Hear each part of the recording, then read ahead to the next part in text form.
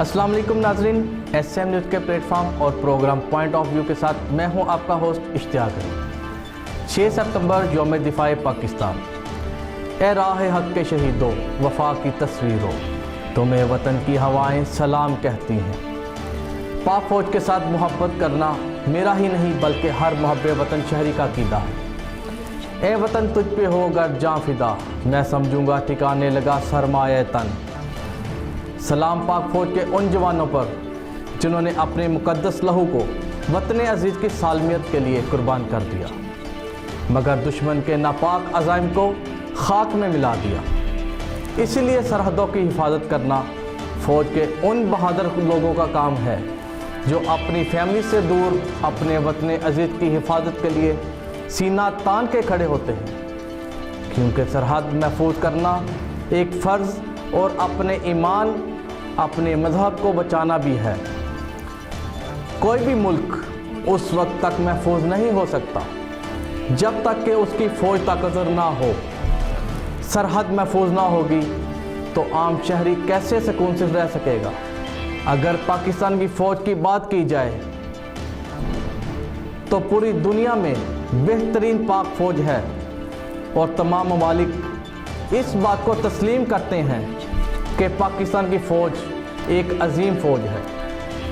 अगर हम तारीख़ का मुतालिया करें तो मालूम होगा बहुत सारी जंगें क़याम पाकिस्तान के बाद हुई, जिनमें पाक फ़ौज के जवानों ने अपने फ़राइज़ को निभाने के लिए अपनी जानों का नजराना पेश किया और दुश्मन के नापाक इरादों को खाक में मिला दिया।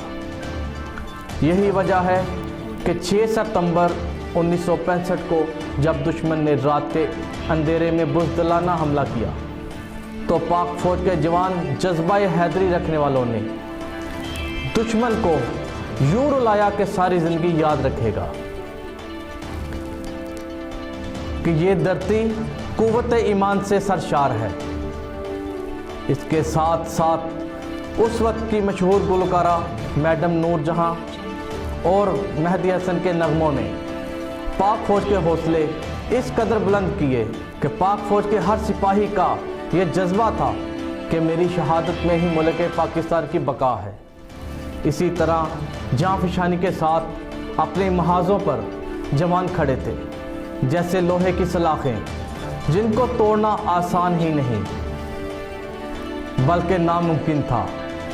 सबसे बड़ी बात यह थी कि पाक फ़ौज का हर सिपाही ये जानता था अगर मैं जंग में मर गया तो शहीद का रुतबा मिलेगा और ज़िंदा बच गया तो गाज़ी बनकर सुरखरू होकर लौटूंगा। इसी तरह कारगिल सेक्टर में भी जवानों ने अपनी जवां मर्दी के जौहर दिखाए और दुश्मन का इस तरह मुकाबला किया जैसे मुकाबला करने का हक था। इस जंग में अजीम सपूत कैप्टन कर्नल शेर खां वतन अजीज़ का दिफा करते हुए शहीद हो गए।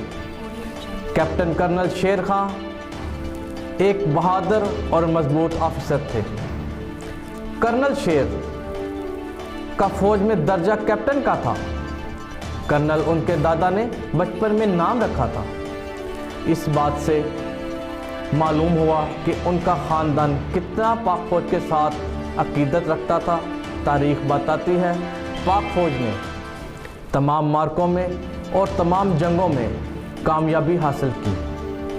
मुसलमानों का ये अकीदा है कि इस्लाम की खातिर और वतन की हिफाजत में दी जाने वाली जान शहादत के अजीम मर्तबे को पहुंचाती है। जहां पाक फ़ौज ने बॉर्डर पर मुकाबला किया, उसी तरह अंदरूने मुल्क जब दहशतगर्दों ने मुल्क तोड़ने की कोशिश की तो पाक फ़ौज के जवानों ने अपनी जानों के नजराने देकर दुश्मन के होश उड़ा दिए और दुश्मन को बता दिया ये मुल्क कलमा तैयबा पर बना है और कलमा तैयबा पर ईमान रखने वालों का मुल्क है। और सुपर पावर अमेरिका को भी मानना पड़ा अमन को कायम करने के लिए और दहशतगर्दी को ख़त्म करने के लिए। पाक आर्मी की कुर्बानियाँ काबिले तारीफ़ हैं। पाक आर्मी ना सिर्फ पाकिस्तान में बल्कि बाकी ममालिक में भी मिशन पर काम कर रही है। رب کائنات کی بارگاہ میں دعا ہے کہ پاک آرمی کے ان جوانوں کی حفاظت فرمائے اور پاکستان کو تا قیامت قائم و دائم رکھے۔ پاکستان زندہ باد۔